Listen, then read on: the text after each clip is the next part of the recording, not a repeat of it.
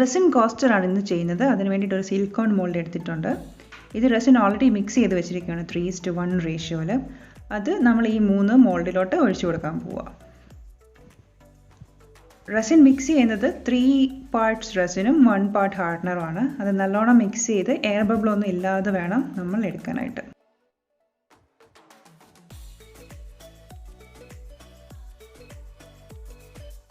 ഇതിലൂടെ ഞാൻ കുറച്ച് സിൽവർ പാർട്ടിക്കിൾസ് ഇട്ടിട്ടുണ്ട്. ഇനി ഇറ്റ്സി ബിറ്റ്സി എന്ന് വാങ്ങിച്ച കുറച്ച് ഫ്ലവേഴ്സ് ഉണ്ട്. ഇത് ഹാൻഡ് മെയ്ഡ് ഫ്ലവേഴ്സ് ആണ്. ഇതിൽ നിന്ന് കുറച്ച് ഫ്ലവേഴ്സ് എടുത്തിട്ട് ഞാൻ ഇതൊന്ന് ജസ്റ്റ് ഡെക്കറേറ്റ് ചെയ്യാൻ പോവാം. സോ ഒരു 6 ഫ്ലവേഴ്സ് വെച്ച് ഒരു മോൾഡിൽ ഇടാനാണ് ഉദ്ദേശിക്കുന്നത്.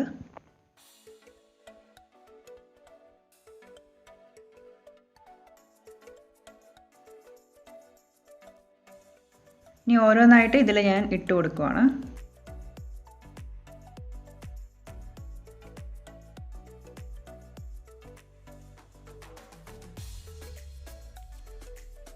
ഇത് റെസിനിൽ വീണാലും ഈ ഫ്ലവേഴ്സിനൊന്നും പറ്റത്തില്ല, അത് നല്ലോണം തന്നെ ഇരിക്കും.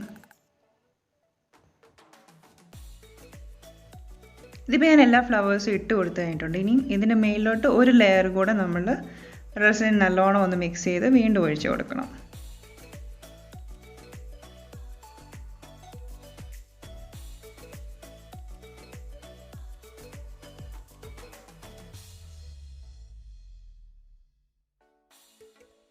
ഫ്ലവേഴ്സ് ഫുള്ള് ഡിപ്പ് ആവുന്നവരെ അത് ഒഴിച്ചു കൊടുക്കണം.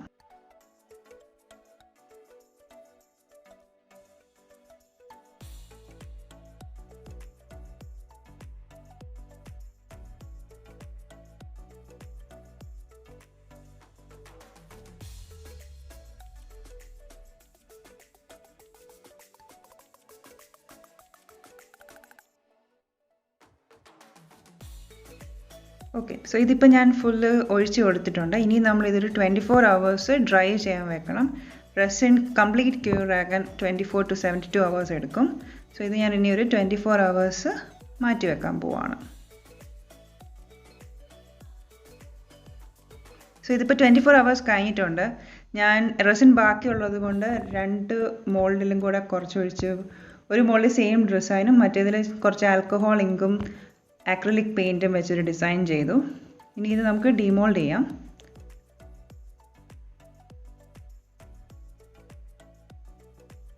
ഇതാണ് ഒരു പീസ്. ആ സിൽവർ പാർട്ടിക്കിൾസ് ആണ് അതിലങ്ങനെ കാണുന്നത് ഫ്ലവേഴ്സിൻ്റെ ഇടയ്ക്ക്.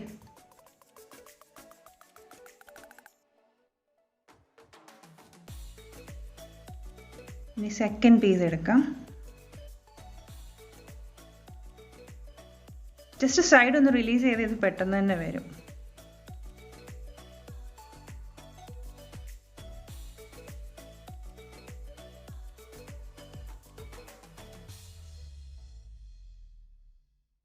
ഇതാണ് സെക്കൻഡ് പീസ്.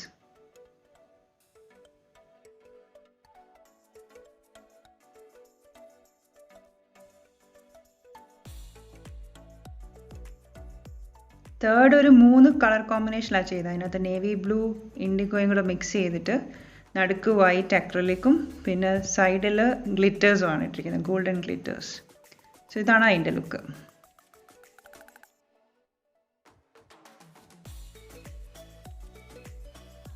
സോ ഇതാണ് 3 കോസ്റ്റേഴ്സ് റെസിൻ കൊണ്ട് ചെയ്തത്.